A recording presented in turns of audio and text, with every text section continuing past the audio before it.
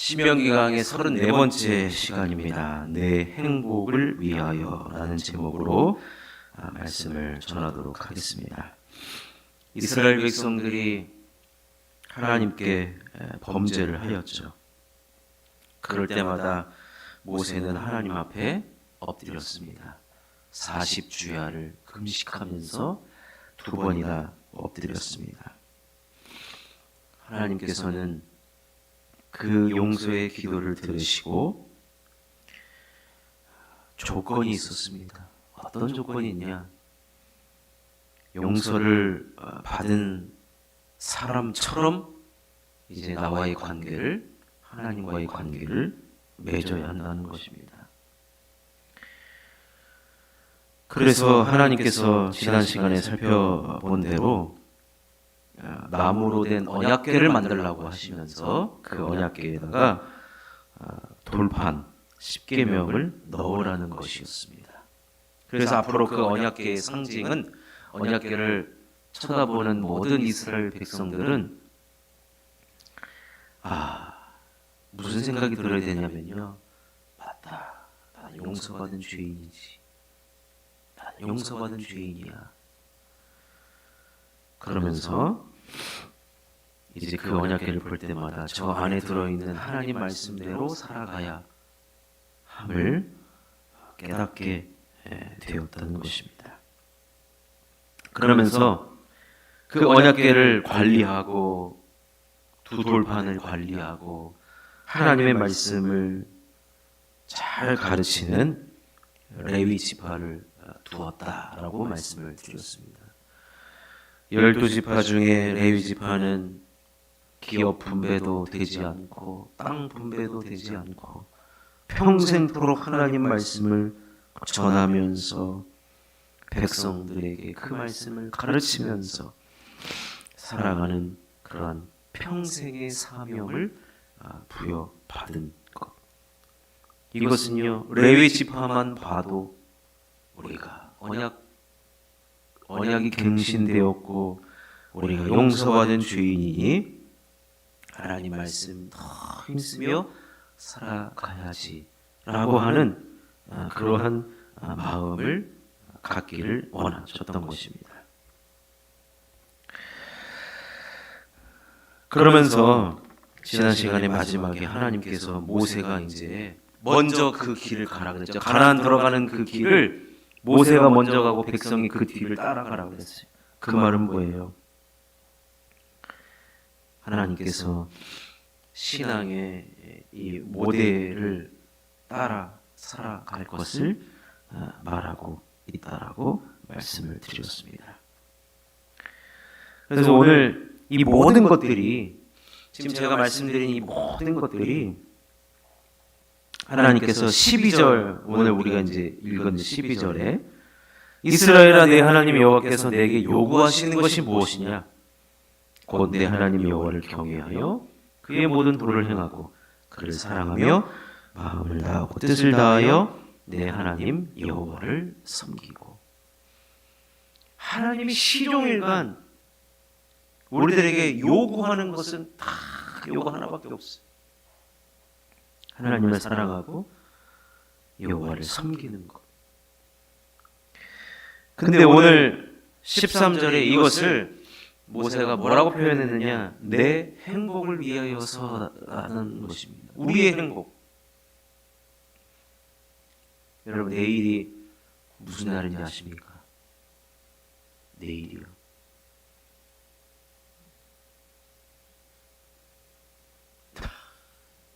네? 내일 목요일이죠. 수능날이죠. 수능날. 내년부터는 우리 교회도 수능생이 있습니다. 연달아 이제 계속 있을 텐데, 내일은 목요일과 동시에 수능날인데, 우리 학생들이 그날만을 위해서 얼마나 달려왔습니까? 근데 선생님들이 다 그렇게 얘기해줘. 다 니들 행복을 위해서야. 다 다들 니들 행복을 위해서 잠 줄이고 공부하라는 것이었어. 선생님들이 그렇게 얘기하죠. 오늘 13절에 보면 하나님께서 요구하시는 것은 다 우리들의 행복을 위한 거라는 거예요. 우리들의 행복을. 많은 사람들이요, 저기 인도 아니면 그 옆에 있는 나라 어디죠? 파키스탄 이런 데를 찾는데요. 왜 그러냐면 거기에 행복이 있을 것 같았어. 그런 사람들이 이제 뉴 에이지, 명상 이런 거 한단 말이에요. 여러분 비틀즈 아십니까? 비틀즈. 전설의 락 밴드. 그 비틀즈가 한창 인기를 달리다가 이제 미국까지 진출을 하고 인기를 달다가 갑자기 활동을 중단을 합니다. 어디 가서 찾아볼 수도 없어요. 왜 중단한다 이유도 얘기를 안 해요. 나중에 알고 보니까 행복을 찾아서 히말라야로 들어간 거. 나마스테 뭐 이렇게 명상을 하면 진정한 행복을 찾을 수 있을 것 같아서 히말라야 산으로 들어가 버리죠. 그런데 여러분 거기서 행복을 자기네들이 생각하는 행복은 있겠죠. 그렇지만 그 행복은 영원하지 않는 행복이었고, 지금도 많은 사람들이 행복을 찾아 나섰는데 행복은 여기 있다 저기 있다 그럼 사람들이 몰려들어요.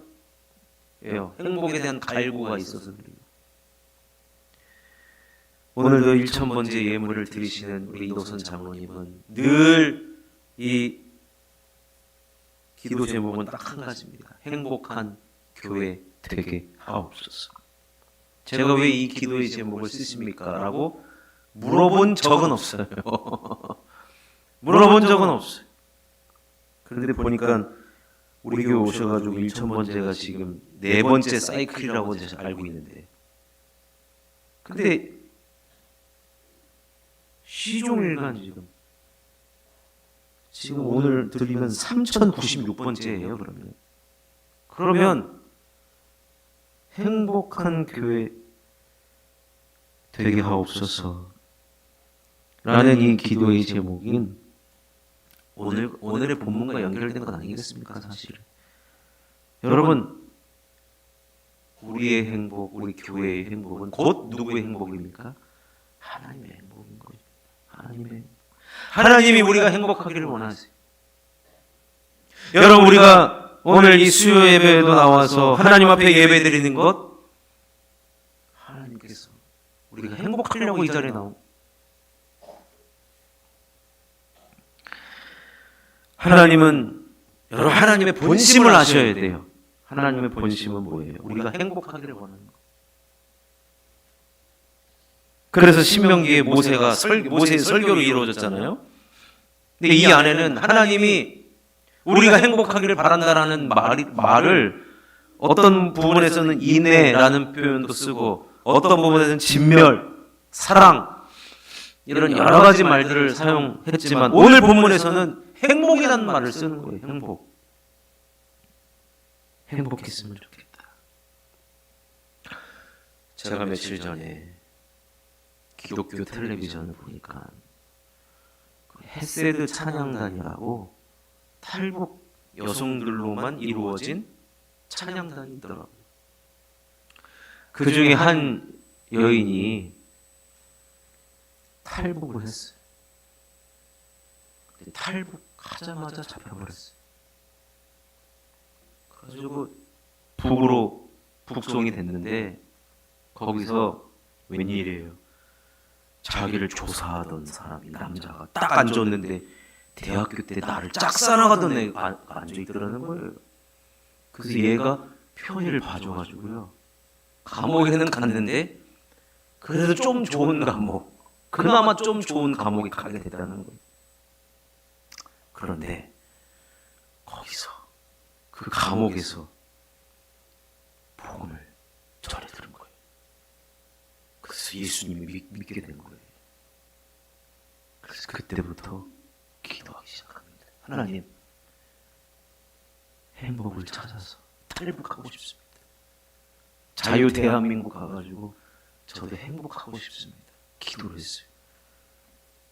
깜빵 생활을 마치고 나서 딱 출소하는 날 바로 또 탈북을 했어요. 대단하죠? 그런데 기도했으면 여러분 어떻게 돼야 돼요? 탈북이 잘 이루어져야 되잖아요. 웬일이에요? 가자마자 그날 중국에서 잡혀가지고 공안에 끌려가지고 북한으로 넘겨가지고 아침에 출소했는데 밤에 중국 갔다가 낮에 중국 갔다가 밤에 다시 북한으로 돌아가 또 깜빵을 간 거예요. 하나님께 기도했습니다. 하나님, 제가 탈북하기를 원치 않으십니까? 왜 가자마자 첫날 잡혀가지고 돌아오게 만드십니까? 속이 상했죠. 그래도 계속 기도했어요. 하나님, 저 행복을 찾아서 탈북하고 싶습니다.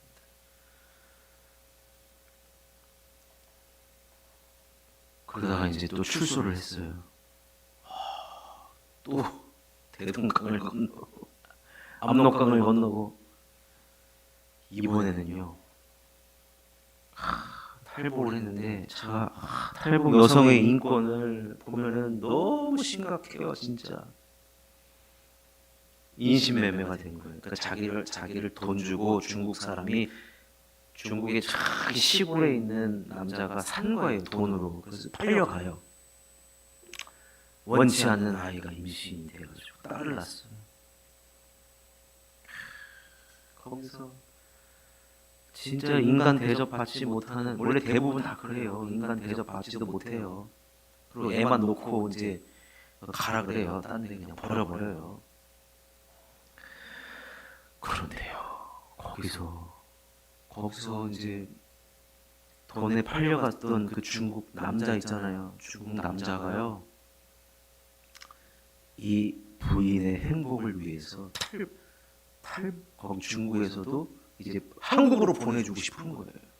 그래가지고 당시에 탈북자들은 어떤 루트를 이용했냐면 중국에 갔다가 이제 라오스, 베트남, 태국, 그래서 태국 한국 대사관에 들어가면 이제 보호를 받고 어디로 가고 싶습니까? 그 나라를 결정하라고 해가지고 한국으로 대부분 오거든요. 그런데 그 중국 남편이 어디다 데려다냐면 라오스 국경까지 데려다 준 거예요. 중국에서 중국하고 라오스 국경이 있는 거기까지 데려다 준 거예요. 그러면서 이 남자가 하는 말이 뭐냐면, 너 반드시 너는 행복해야 된다. 너는 반드시 행복해야 된다. 그러면서 라오스로 보내고 본인은 중국으로 돌아갑니다. 그러고 나서 라오스에서 태국으로 가서 우리나라 와가지고 이렇게 예수 잘 믿고, 또 아주 자기를 너무 사랑해주는 남자를 또 만나가지고 행복한 가정을 꾸리고 있는데, 그 중국에서 보내준 그 남편의 마지막 말이 계속 생각나는 거예요. 너는 반드시 행복해야 된다. 그런데 이 사람이 이 탈북 여자를 라오스 거기까지 국경까지 데려줬다 그랬잖아요. 연락이 왔어요. 나중에 3개월 만에 간암으로 죽었다는 얘기를 들어요. 아마 자기의 죽음을 직감하고 이 여인만큼은 자기가 평생에 가고 싶었던 대한민국을 보내주고 싶었는지, 너는 반드시 행복해야 된다고. 그래서 지금 자기는 자유 대한민국에 와서 하나님을 찬양하면서 전 세계를 다니면서 이러한 간증을 하고 다닌다 그러면서 너무 행복하다고 제가 그런 간증을 들었습니다. 여러분, 하나님이요, 우리가 행복하기를 원하세요. 얼마나 행복하기를 원하시는지 그 마음이 절절히 오늘 14절부터 쭉 22절까지요. 이게 하나님의, 우리가 진심으로 행복하기를 바라는 하나님의 마음이 그냥 담겨져 있습니다. 14절에 보면 하늘과 모든 하늘의 하늘과 땅과 그의 만물은 본래 내 하나님 여호와께 속한 것이르되 15절에 보시면 여호와께서 오직 내 조상들을 기뻐하시고 그들을 사랑하사 그들의 후손인 너희를 만민 중에서 택하셨음이 오늘과 같으니라. 수많은 사람들이 있지만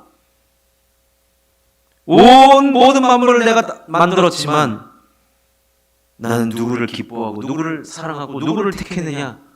바로 이 말씀을 듣고 있는 여러분들이라는 거예요. 여러분.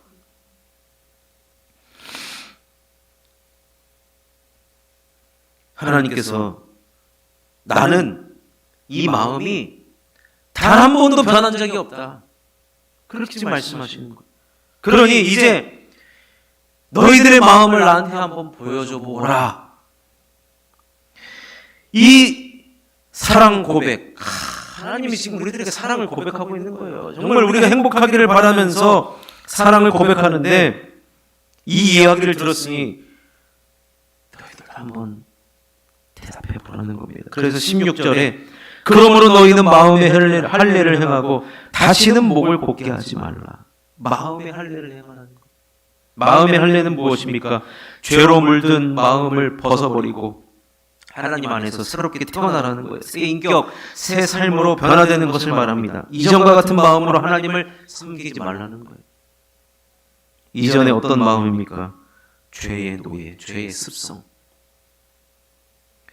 이스라엘 백성들이 물이 없다고 불평불만을 했습니다. 고기가 먹고 싶다고 불평불만을 했습니다. 얼마나 죄의 유혹에 쉽게 걸려 넘어졌는지 결국에는 목이 곧은 백성이라는 말까지 들은 교만, 그 늪에 빠지지 말라는 겁니다.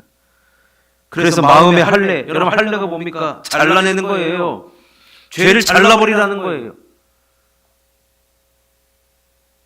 죄의 유혹을 잘라버리라는 겁니다. 절단내라는 겁니다. 그런데 내 마음으로 절단내야지, 잘라야지 계속해서 뭐 다짐하고 말한다고 여러분 마음의 할례가 되는 게 아닙니다. 그래서 모세가 뭐라고 얘기하냐면요, 마음의 할례를 행하기 위해서는 하나님이 누구신지를 명확하게 기억해 그 마음에 새겨야 된다는 얘기예요. 마음에 새기고 듣고 그게 17절부터 22절까지 등장하고 있습니다. 너희 하나님 여호와는 신 가운데 신이시며 주 가운데 주시요 크고 능하시며 두려우신 하나님이시라. 하나님이 누구십니까? 신 중에 신이라는 거예요. 그 송아지가 이스라엘 백성들을 구원시킨 신이 아니라는 거예요. 그런 우상들에게 절대로 빠지지 말고 우상들은 진멸의 대상이라는 거예요. 제거해버리라는 거예요. 우리 하나님은요, 사람을 외모로 보지 아니하시며, 여러분 외모로 봤으면 이스라엘 백성들 탈락이에요. 탈락. 400년 동안 종살이했던 그 백성들 서류 심사도 안 받아줘요. 자격 미달. 외모로 보지 않습니다. 그렇다고 해서 이스라엘 백성들이 우리를 구원해달라고 뇌물을 바쳤습니까? 그렇지도 않아요. 그들은 고아였고 과부였습니다. 그런데 하나님 그들을 위하여, 고아와 과부를 위하여 정의를 행하여 주셨습니다. 나그네를 사랑하여 그에게 떡과 옷을 주셨습니다. 여러분, 이스라엘 백성들 다 광야 생활할 때 하나님께서 어떻게 해주셨습니까? 만나를 내려주시지 않았습니까? 40년 동안 옷이 헤어진 적이 없어요. 하나님은 이런 정의를 베풀어 주셨고 사랑을 베풀어 주셨습니다. 나그네가 자꾸 자기의 그 개구리 올챙이적 시절을 생각하지 못하는 것처럼 전에 너희도 애굽 땅에서 나그네 되었습니다. 반드시 기억해야 된다는 거예요. 그럼에도 불구하고 하나님이 우리를 사랑하셔서 정의를 행하시고 외모로 보지 않고 사랑하여 떡과 옷을 주신 하나님, 그런 하나님이 상천하지에 어디 있냐 이거예요. 어디 있냐 이거예요. 그러니 내 하나님 여호와를 경외하여 그를 섬기며 그에게 의지하고 하나님만을 의지하라는 거예요. 여러분, 우리가 예수님께서 어느 날 부자에 대해서 말씀하신 적이 있잖아요. 부자가 그 바늘기에 들어가는 것보다 천국에 들어가기가 힘들다. 여러분, 예수님 그 부분, 어떤 부분을 말씀하셨느냐? 사람이요, 여러분, 의지할 것 많으면 안 됩니다. 사실은 돈을 의지하기도 하고요, 사람 의지합니다. 여러분, 의지할 것이 없는 게 좋아요. 신앙생활은요, 의지할 분은 하나님 한 분이면 충분합니다. 이스라엘 백성들이 출애굽을 하고 나서 나그네 생활에, 여러분, 나그네가 의지할 것이 뭐가 있겠습니까? 자기 땅도 없고 자기 집도 없는데, 그럼에도 불구하고 이들은 아주 목이 곧은 백성이 돼가지고 자신들의 힘으로 여기까지 왔는 줄 알고, 여러분, 우리가 의지하는 것 중에서 가장 먼저 버려야 될 것은 뭐냐면 나를 의지하는 것입니다. 나 자신을 의지하는 것. 제가 전에도 말씀드렸지만 자수성가하신 분들, 대단하신 분들이죠. 근데 그분들은 내 주먹을 믿어요. 내 경험을 믿고, 나의 근성을 믿고, 나의 성실을 믿고, 나의 감각을 믿더라고요. 그런 분들에게 복음이 들어갈 자리가 없어요. 왜냐? 내가 성공해서 여기까지 온 그 능력이 있기 때문에. 여러분, 이스라엘 백성들이 누구 때문에 지금 여기까지 왔는데, 그들이 툭하면 나 때문에, 우리가 잘나서 여기까지 왔다. 그래가지고 모세가 계속 얘기하잖아요. 너희들에게는 재물 얻을 능력이 하나도 없다. 조상과 맺어진 언약 때문에 내가 너희들에게 능력을 준 것이지, 가나안의 그 전설과 같은 7 족속을 이길 능력이 너희들에게 어디 있느냐? 내가 이기게 해주는 것이지. 그런데 자기들이 잘난 줄 알고. 그러니 여러분, 우리는 의지할 분은 하나님 한 분이어야 합니다. 하나님 한 분. 그러면서 모세는 이렇게 이야기합니다. 하나님은 너의 찬송이 되셔야 된다. 자기 중심성은 뭐예요? 내 힘, 그러면 나를 찬양하게 돼 있어요. 그렇지만 찬송받으실 분은 오직 하나님 한 분밖에 없다는 겁니다. 그래서 내 눈으로 본 이같이 크고 두려운 일을 너를 위하여 행하신 것을 찬송하라는 것입니다. 그러면서 마지막으로 이렇게 얘기하죠. 애굽에 내려간 내 조상들이 겨우 70인이었으나 이제는 내 하나님 여호와께서 너를 하늘의 별같이 많게 하시느니라. 증거가 다 옆에 있다는 거예요. 70명이 지금 수백만이 됐어요. 수백만. 12지파를 이루었고 이제 가나안 들어가기 직전이에요. 아브라함에게 약속하셨잖아요. 네 자손들을 바다의 모래와 같이 하늘의 별과 같이 많게 해줄 것이다. 그때 아브라함은 자녀가 한 명도 없었어요. 그런데 하나님의 언약이 지금 이 설교를 듣고 있는, 옆에서 듣고 있는 사람들을 보면 셀 수가 없어요. 셀 수가 없어요.